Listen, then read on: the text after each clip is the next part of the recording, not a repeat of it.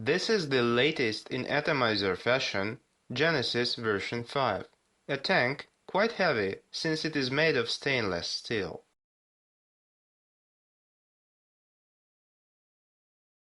The bundle includes a couple nichrome wires for coil replacements, a piece of glass fiber tube, a square of 3500 mesh, a transparent drip tip. It is all packed in a plain paper box.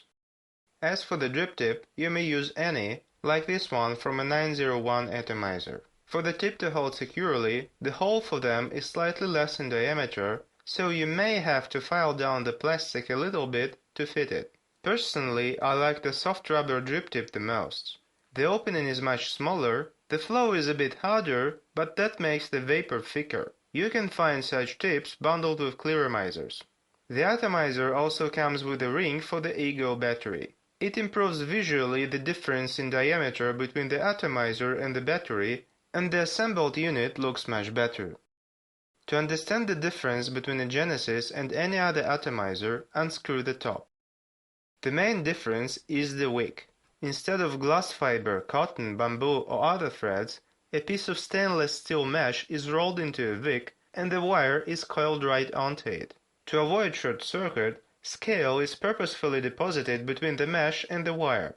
This process is for some reason called oxidizing on some related forums. China manufacturers didn't bother with all that and just put some glass fiber between the mesh and the wire.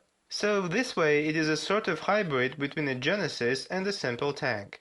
Talking about the tank, the manufacturers claim it is 3 milliliters.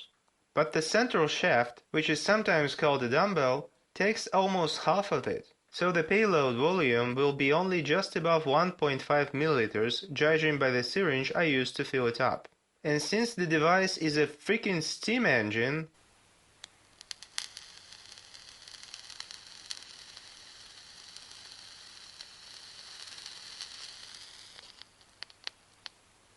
such output combined with this volume means you'll have to fill it up quite often. And this process is not exactly user-friendly. The e-liquid port is covered by a simple screw, which is a good point on one hand, but on the other hand it is tiny and you need a Phillips screwdriver to remove it. Moreover, you will need a syringe or a needle-headed bottle to fill it. So that means you will have to carry around a screwdriver, a bottle and a syringe. And you'd better find a table to make fill-up process easier. The problem could be solved with a screw that can be unscrewed with bare fingers. But out of all computer-related bolts I have, I failed to find any with a fitting thread. Another badly located screw is the one holding the other end of the coil. It is too far away from the wick, and extra length is never a good thing. This screw should be closer to the coil. The same problem with the air intake port. It is just a hole in the side of the atomizer, and as far as I can see, they just drill them in random spots. For best results, it should be exactly behind the coil. It doesn't matter much, but it doesn't hurt to place it correctly. And the last thing worth mentioning is the tank material. There is no O-rings between the plastic and the metal, meaning the plastic was expanded and then shrinked to fit the metal parts and avoid leaking.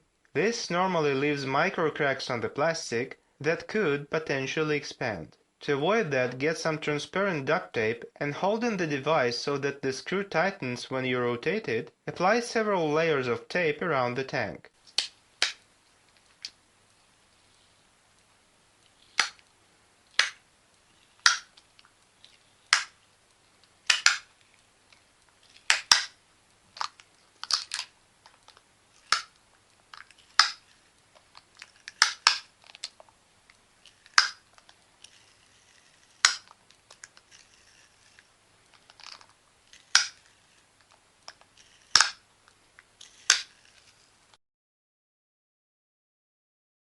Use a razor to remove excess tape.